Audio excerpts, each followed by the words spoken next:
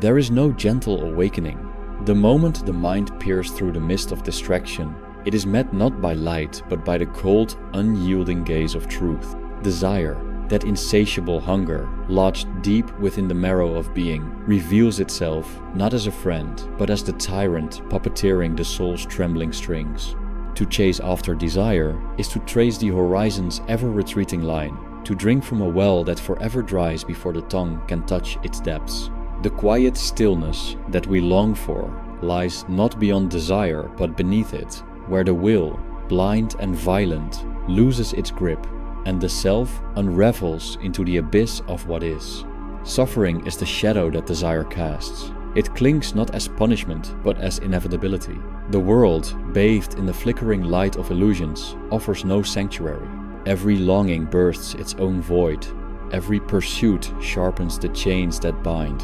The modern man dances feverishly in a masquerade of progress, wealth, and transient pleasure, all the while unaware that he is sinking deeper into the mire of craving. Progress is but a veil, masking the eternal truth that no accumulation can still the gnawing hunger within. We are condemned to this restless wandering, this ceaseless striving toward ghosts that vanish the moment we grasp them. Yet the soul, in its rare moments of lucidity, glimpses the futility, the emptiness that desire cannot fill. This revelation is a fracture in the self, a painful unraveling of old comforts. It is not a crisis to be feared, but a dark gift, a clearing in the forest of illusions. When the mind ceases its frantic grasping, there emerges a strange relief, not of joy, but of release. To see desire as what it truly is, a force beyond control, a fire that consumes yet never warms. We do not conquer desire by fulfilling it, nor by denying it, but by stepping aside, recognizing the puppeteer's hand, and letting the strings slacken until the dance ceases. Every moment suffused with desire is a moment lost to the mirage. The self builds its fragile fortress on this shifting sand, erecting identities, roles, and dreams, all to hide the unbearable solitude at its core. Yet solitude is no enemy. It is the only true companion. In solitude, the self faces the nakedness of being stripped of pretense, ambition, and hope. It confronts the abyss not with dread, but with the stark clarity of one who no longer seeks to flee. The silence that follows desire's collapse is not empty, but pregnant with the depth of what lies beneath the will's frantic edifice. This is not the solace of hope, but the peace of surrender. To surrender is not to submit meekly, but to look unflinchingly into the void and recognize it as the source, not the absence of life. It is to stop the endless cycle of wanting and losing, to relinquish the illusion that we might ever own or control what by nature is uncontrollable. Desire is the great deceiver, promising wholeness but delivering fracture. Yet in its unraveling, the self may find the seed of quietness that no desire can disturb. We live in an age enamored with noise, distraction, and the illusion of mastery. Technology promises connection but deepens isolation. Consumption promises fulfillment but expands craving. The human heart, once a sacred vessel, has become a marketplace where endless transactions of desire are made. Yet beneath this surface, a silent wound festers, the wound of separation, the wound of a will that cannot rest. This wound is the hinge on which the door to truth swings, though few dare to pass through. The nature of desire is paradoxical. It is both the source of suffering and the instrument of awakening. It ensnares the will, but it is also the will's signal, a symptom revealing the restless core beneath identity's fragile skin. To ignore desire is to live in denial. To embrace it is to become its prisoner. But to observe desire without judgment, without attachment, is to strip it of its power. It is to become the silent witness to the play of forces that rise and fall within, like waves breaking endlessly on a shoreless sea. In this witnessing, the self begins to dissolve. The illusion of a separate agent pulling the strings fades, revealing the hollow emptiness where the self once clung so desperately to its narratives. This emptiness is not void, but the space in which true being breathes still, vast, and free from the fever of longing. It is the home of peace not won but uncovered, the rest not earned but realized when all striving ceases.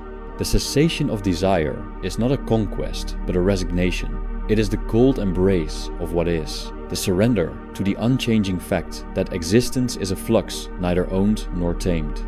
This surrender is the profound solitude where the soul stands stripped of illusions, no longer the victim or the victor, but the quiet witness. Here, the flickering candle of selfhood dims, revealing the vast darkness that is not emptiness, but the fullness of all that ever was or will be. To control desire is a dream as false as the desire itself. To be controlled by desire is the human condition writ large. The path between these extremes is not a path, but a stillness, a moment suspended between the grasp and the release. The seer of sorrow knows this well.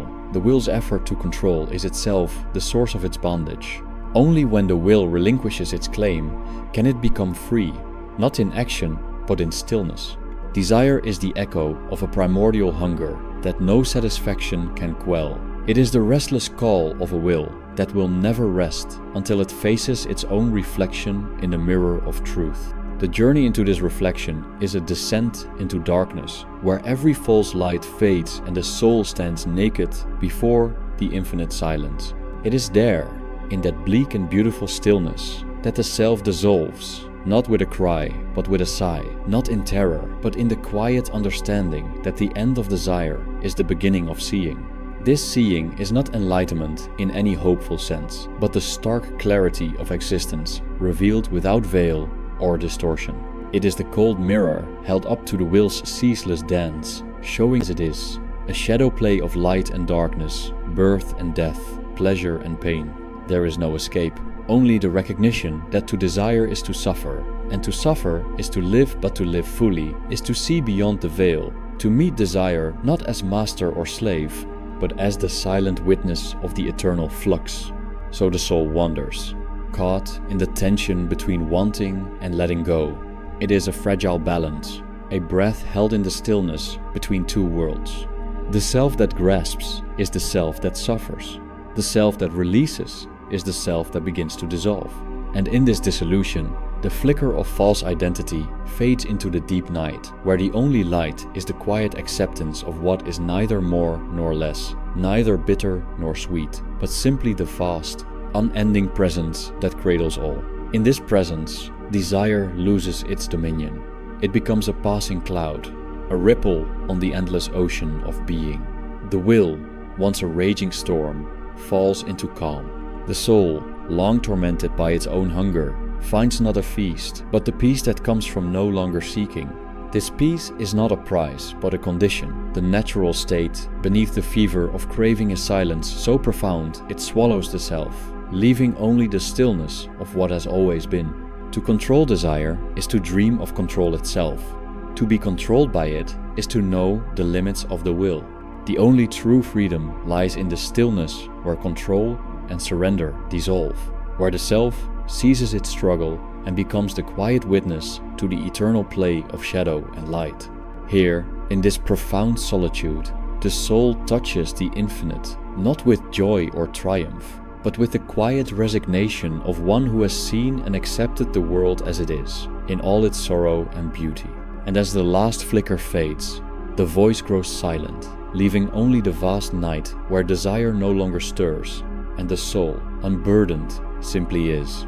Suffering is not an aberration, but the very texture of existence, woven into the fabric of being like an indelible thread.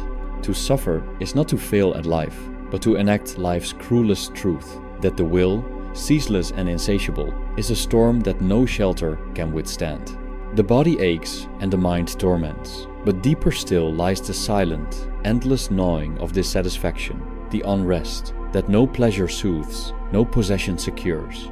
It is a thirst whose well is poisoned, a hunger that consumes even the feast it devours. The illusion we cling to is that this suffering is accidental or unjust, that somewhere beyond the veil, respite waits, but such hopes are the sweet poison of the naive. The world, in its merciless indifference, offers no exemption, no reprieve from the dolorous rhythm of desire and loss. Illusion is the veil that softens suffering's harsh face, the opiate that dulls the ache of emptiness. It appears as beauty, as meaning, as the self's enduring substance, but it is a fragile construct, a castle built on the sands of fleeting moments. The self, craving, permanence, fabricates stories to shield itself from the abyss, the narrative of identity, purpose, and hope. Yet these stories unravel with every loss, every death, every forgotten dream. Illusion is not merely deception, but necessity. It is the fragile raft on which the drowning self clings. Yet when the raft is seen for what it is, a drifting fragment in a boundless sea, the soul's solitude sharpens and detachment begins. Detachment is often mistaken for indifference or coldness, but it is a profound state of clarity. It is not the extinguishing of feeling, but the recognition that feeling is the play of forces beyond command. To detach is to observe desire and suffering without becoming their victim, to see the will's restless dance without joining its frantic steps. In detachment, the soul withdraws from the theater of illusion and finds refuge in the stillness beneath. This stillness is not escape, but confrontation, an unflinching gaze into the heart of emptiness, where the self's desperate grasp loosens and the illusion of control dissolves like mist before the dawn. In this quiet realm, suffering does not vanish but transforms. It loses the sting of personal grievance and becomes a mirror reflecting the universal condition of being. Pain is no longer a solitary burden but a shared rhythm, the pulse of existence itself. To suffer consciously is to pierce the veil of illusion and glimpse the hollow core beneath the self's many masks.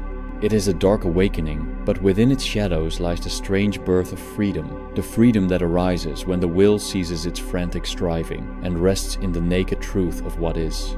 Yet this rest is never permanent, for the will's nature is rebellion, its essence unrest. It will rise again, and desire will stir anew, bringing with it the old cycle of hope and despair. But the soul that has tasted detachment carries a quiet knowledge, a dim remembrance of stillness amid the storm. It knows that suffering is inevitable, that illusion is necessary, and that detachment is the fragile shore against which the waves of desire break without shattering the heart. This knowledge is not consolation, but a sober acceptance, a solemn nod to the ceaseless flux that is existence. The dance of suffering, illusion, and detachment is the soul's endless task, a tragic choreography with no final bow. To live is to be caught in this triad, to endure the pain that desire brings, to weave stories that soften the blow, and to find moments of clarity that pierce the veil. There is no victory here, only the slow, deliberate peeling away of layers until the self stands exposed and trembling, a solitary figure in the vast night of being. In this exposure, the soul meets its true reflection, a void not of emptiness but of profound presence, an abyss not of despair but of unadorned truth. It is the moment when suffering loses its sharp edge, illusion its seductive gloss, and detachment its aloof distance, when all three converge into a silent, trembling awareness that is neither subject nor object, neither pain nor escape, but simply the stillness in which all things arise and dissolve. This stillness is the ultimate solitude, not the loneliness of separation, but the vastness of union with what is. It is the quiet center around which the restless mind swirls, the dark heart of existence that beats beyond the self's fragile grasp. Here, desire no longer calls, suffering no longer wounds, and illusion no longer blinds. There is only the silent witness, the eternal now, the profound absence of all craving. And in this absence, the soul, stripped bare of all defenses, rests no longer controlled by desire, no longer its controller, but simply present in the unyielding light of truth, where all illusions fade and only the stillness remains. The mind recoils from this solitude as if it were a threat, for it has long fed on noise, on the restless chatter of desires and fears that mask the emptiness beneath. It clings to illusion as the drowning grasp at driftwood, desperate for the false security of identity, meaning, and future promise. Yet these are but shadows cast by the flickering flame of the will, shadows that dance and vanish with the slightest breeze. The deeper the soul sinks into clarity, the more the veil tears, revealing the naked world beneath harsh, silent, indifferent. The self stands exposed, trembling in the vastness where no comfort resides. only the raw, unfiltered reality of being. Suffering sharpens its edge here, cutting through the last vestiges of self-deception. It no longer wears the guise of mere physical pain or fleeting grief, but becomes the piercing insight that the self, in all its striving, is a phantom, a temporary aggregation of forces with no abiding essence.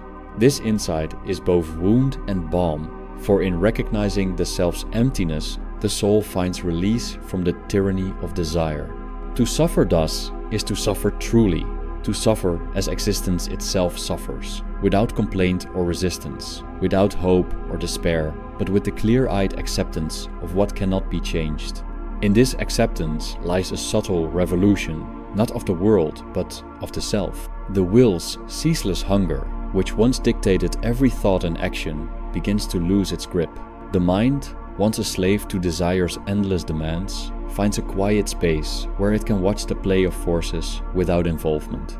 This space is not refuge, but revelation, the dark mirror in which the self dissolves and the will's illusion of control is stripped away. Here, detachment is not a cold withdrawal, but a profound engagement with reality as it is, harsh, indifferent, yet utterly free from the distortions of longing and fear. Yet this freedom is paradoxical. It is not the triumphant mastery of desire, but its humble surrender. The will does not cease because it is conquered, but because it is seen through its promises exposed as empty, its power diminished by the clarity of the witness. This witness is neither separate from desire nor merged with it. It is the quiet awareness that precedes and outlasts all impulses. In this awareness, the self loses its illusions of permanence and control, and touches the unchanging ground beneath the shifting waves of existence. Time itself seems to unravel here, losing its linear march and dissolving into an eternal present. Past regrets and future anxieties fall away like autumn leaves, leaving only the bare branches of now. In this now, the soul stands naked and still, no longer reaching, no longer fleeing, but simply being. This being is not a state to be achieved or maintained, but the fundamental condition that reveals itself when all striving ceases. It is the calm eye within the storm, the silent center around which all suffering and illusion revolve and collapse. The path to this stillness is not smooth but jagged, marked by moments of intense pain and clarity. Each confrontation with desire and suffering strips away a layer of illusion, exposing the raw nerve of existence beneath. This exposure is liberating, terrifying, because it reveals the self's fragility and impermanence. Liberating because it frees the soul from the endless cycle of craving and loss. It is a descent into darkness, but one that leads not to oblivion, but to a deeper kind of seeing. The self, in its clinging, is like a moth drawn to the flame, burned again and again by the very light it desires. To recognize this is to break the spell, to stop the futile dance and stand apart from the flames. This standing apart is detachment, the quiet, knowing that the self's suffering is not unique but universal, not punishment but the natural consequence of desire's insatiable hunger. In this knowing, compassion arises, not the sentimental kind, but the clear-eyed compassion of one who has seen through the veil and understands the shared burden of existence. Compassion here is not an act, but a state, a deep resonance with the suffering that flows through all beings, binding them in a silent, unspoken communion. It is the recognition that beneath the masks and stories, beneath the pain and illusion, there is a shared reality of emptiness and longing. This recognition does not soothe the wound, but reveals it in its full depth, allowing the soul to rest in the honesty of what is. It is the quiet space where suffering is no longer a curse, but a doorway, a passage into the profound solitude of truth. And yet, even in this solitude, there is no final escape. The will's restless tide will rise again, desires will stir once more, and the self will find itself entangled anew in the web of craving and loss. But the soul that has glimpsed the stillness beneath the storm carries a subtle transformation, a faint light that guides it through the darkness, not as a beacon of hope, but as the quiet acknowledgement of the eternal cycle. This light does not illuminate the path, but reveals the pathlessness of existence, the endless wandering without destination or rest. In this wandering, the soul learns the harsh beauty of detachment, not as cold indifference, but as the delicate balance of presence and absence, of engagement and withdrawal. It is the dance of shadows in the fading light, the slow unraveling of illusions, until only the silent core remains. This core is not a thing, but the absence of all things, the stillness that underlies movement, the silence that gives shape to sound. It is the place where desire loses its voice, where suffering dissolves into acceptance, where the self fades into the vastness without trace or residue. To live here is to live without refuge, without illusion, without hope or despair. It is to face the world as it is in all its cruelty and beauty, its pain and silence, with open eyes and a quiet heart. It is the ultimate surrender, the letting go of all that was held dear, the embrace of the void where all distinctions fall away. In this embrace, the soul is neither broken nor whole, neither lost nor found, but simply present an echo in the infinite silence, a flicker of consciousness in the vast night of being. And as the self dissolves into this silence, the last whispers of desire fade like a dying breath. The will, once a raging tempest, becomes a gentle wind that stirs but does not disturb. The soul, long tormented by its own hunger, rests at last, not in fulfillment, but in the profound stillness of non-craving. Here, there is no control and no surrender, only the endless, silent dance of what is unmoved, unchanging, eternal. The voice now falls silent, leaving only the vastness where desire no longer holds sway, where suffering is but a passing shadow, and where the soul, freed from the illusions of self, simply is.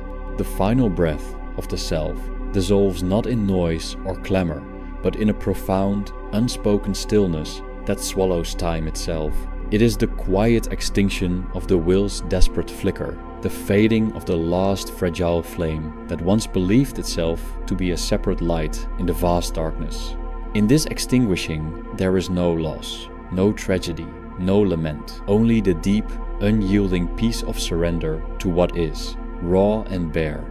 The soul, stripped of all its adornments and defenses, stands naked before the infinite night, where nothing stirs except the silent pulse of being itself. Here, desire no longer calls. It has relinquished its throne and vanished like a dream upon waking. The chains that bound the will to its endless striving fall away, shattered not by force, but by the clear-seeing gaze that knows their true nature. What remains is neither self nor world, neither subject nor object, but the vast emptiness that contains all, the quiet abyss that is at once terrifying and wondrous. This abyss is not a void, but a fullness beyond grasp or thought, a silence so complete it consumes the very need to speak or be heard. The self's journey ends not with triumphant arrival, but with a gentle slipping beyond all horizons, a slow unwinding into the timeless flow from which it once arose. There is no final word, no summoning of hope or promise, only the lingering echo of a truth too deep for language, a truth that whispers beneath the surface of all appearances, that to desire is to suffer, and to cease desiring is to glimpse the boundless stillness beneath suffering's tide. This stillness is not salvation, but the bare reality of existence laid bare, the eternal now in which all longing dissolves and the soul is no more. In this ending without end, the soul touches the profound solitude of the infinite, where the illusion of control, the torment of craving, and the ache of separation dissolve like mist in dawn's first light. There is no master here, no slave, only the quiet witness to the endless dance of form and emptiness, birth and decay, suffering and release.